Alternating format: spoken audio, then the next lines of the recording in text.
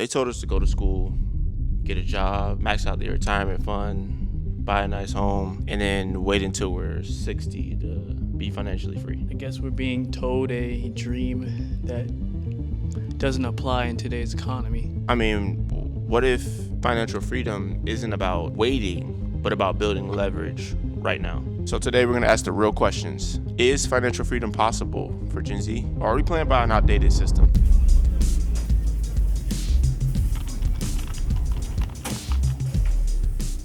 So first, I think we need to define what financial freedom is for our audience. Because I think, due to social media, there's a falsified persona of what it means to be financially free, right? So financial freedom isn't about, Lambos and private jets. It's about a couple basic things. So first, your basic expenses are covered. You're not stressed about bills, and you have control over your time. You also should be investing consistently.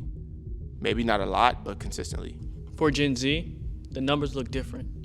Student loans, house pricing, social pressure to look rich on social media. Yeah. And really, that's the first lesson, is to detach yourself from the online persona, because Instagram will tell you a certain lifestyle or a certain car or certain clothes determines what financial freedom looks like. And that's the furthest thing from reality. So here's our financial fail-fast frame of what freedom actually is. It's freedom equals cash flow over expenses and optionality. Let's dive into it. So, let's be honest, today's world is not the same world that our parents grew up in, right? Inflation, higher housing costs, wage stagnation, and of course, the newest, biggest problem, automation and AI. Quite frankly, it's taking jobs. It's not, it's not crazy to say that now, right? For example, we just saw recently Salesforce, one of the biggest companies in the world, laid off another 1,000 employees, for the sake of what? Automating jobs and operational efficiency and shareholder profit. That's the world we're going towards. But here's the flip side. We also have direct access to global customers, digital distribution, AI leverage, low-cost business infrastructure, the ability to productize skills. Yeah. So in other words, the barrier for entry is lower, but the cost of living is higher. That's kind of the trade-off that we're facing right now. It's kind of crazy to think we are the first generation that can start a business entirely from a laptop. Financial freedom, it isn't about a retirement account or anything that we've been previously taught. It's control. I definitely would agree. It's ownership. It's ownership with leverage. But I think we should probably define what is leverage, what is ownership. So ownership is not just starting a business. Ownership, it comes down to a few things. It's about assets that can produce income, systems that don't fully require your invested time. It's about equity in scalable products. It's about digital productization. It's about so many more things. Building productized B2B services, media, and distribution. That's what ownership is, right? We've seen that's been prevalent through the tale of time. That's been the case before me and you've been here, and it's going to be the case long after. If you can control those things or a piece of those things, you can say you have true ownership. So if your business requires you to work 60 hours a week and you stop working, that means you bought yourself that job. Yeah. You don't have a business, you don't have ownership, you have a job. So let's kind of talk through what are some high income skills that Gen Z can focus on to build that ownership, to build that leverage. So what are some avenues that we can give to our audience to say, you go down this path, you're increasing your chances? I'll start with, we have software and AI, of course. And then we have sales, B2B tech sales, of course. We have content creation and brand building, data analytics. We have digital marketing, trade skills with ownership of potential. Yeah, trades aren't going anywhere. Plumbing, HVAC, electrical. If you want ownership, you want leverage. A funny thing, I overheard a guy speaking. I was working on my laptop and he saw me, right? And he goes, "You work in tech, right?" I'm like, yeah, I work remotely. I'm in the store. I got my laptop. Yeah. It's a crazy situation. But he goes, "You know what? I told my son he better get into a trade and not go into tech." I was like, "Oh, interesting. Why?" He said, "Because you know what? You know why? AI and plumbing. don't go too well together. Water.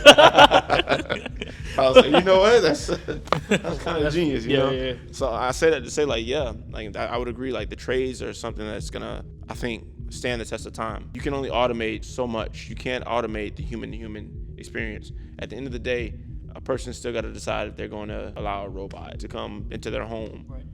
and you know, and change their HVAC or do their electrical, do their plumbing when we get there. You know, I think it's going to take a very long time for humans to lose that human-to-human need, that human-to-human element.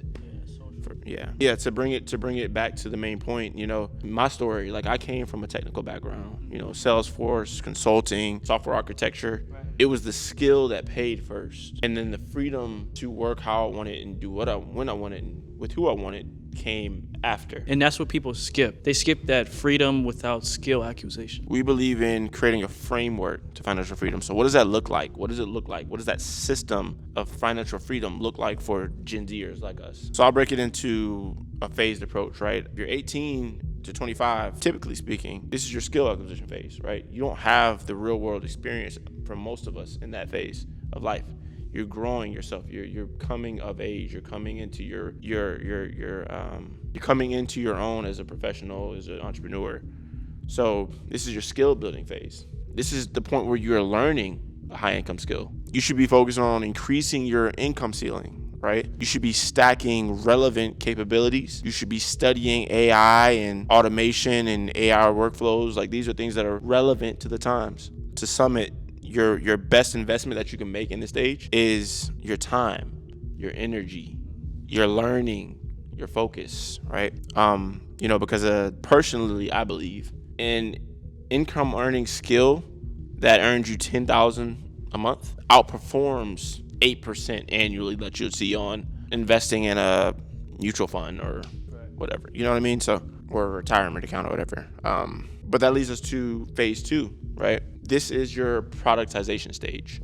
So typically in the productization stage, you're in your late 20s, mid 20s to early 30s, right? And at this point, you've acquired your income earning skill, you've increased your earning capacity, and now you're trying to turn that skill into a B2B productized service or a direct-to-consumer product or service. You're building your niche offer, you know, whether it's consulting services or a product, like I said, or you could be in this phase physically building the digital product that you're offering to the customer or whoever your end user is, or you could be working on a service or a product that you can build a subscription-based model around, or like an agency with some systems, right? These are the things that you should be focusing on, productizing your capabilities in this phase.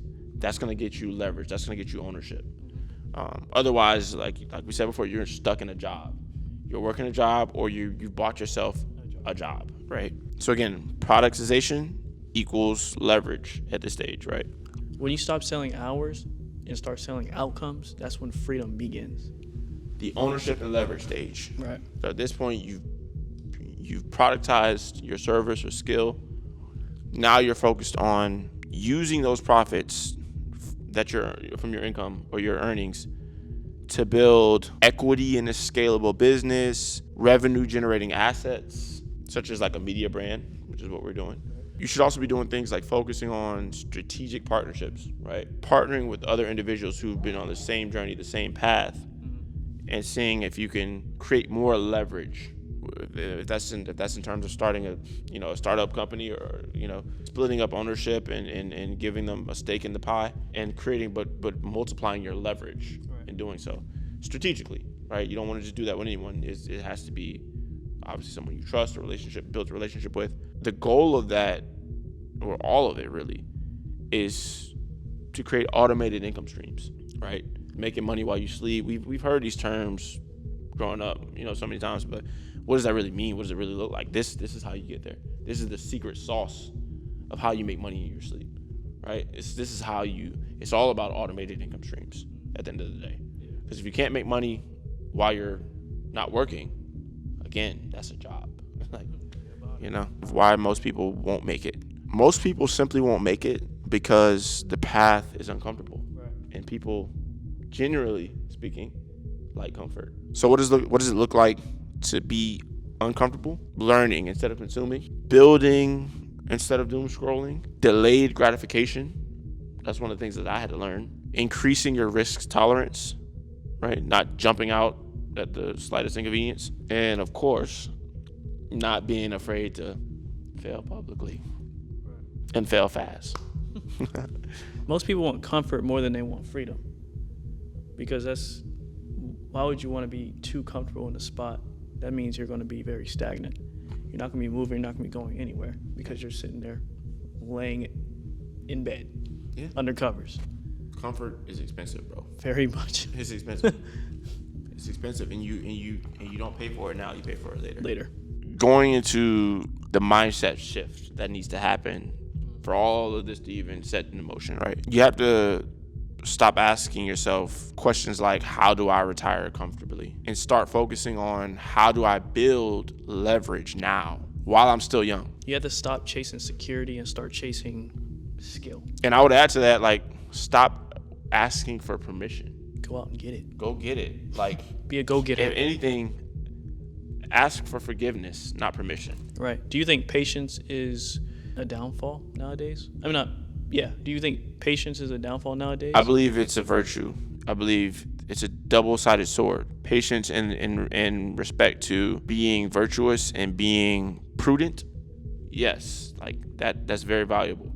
But patience comes with a cost. You don't want to consume more than you can pay, if that makes sense. So if patience is hindering you from opportunities, if patience is preventing you from, if you're being overly prudent and overly analytical and it's stalling you, then that's an issue. Right. It's not a good thing. So too much of a good thing can be a bad thing. Is financial freedom possible for Gen Z? Yes, but not accidentally. I would agree. It comes with skill, productization, leverage, and ownership. I think those are the core things that you have to have a grasp on before you can truly say you're on the path to financial freedom. And that's what we're building over here at Fail Fast University. And if you're serious about learning high income streams, building towards financial freedom, tap into our community. We have 38 slots available, so hit the link below.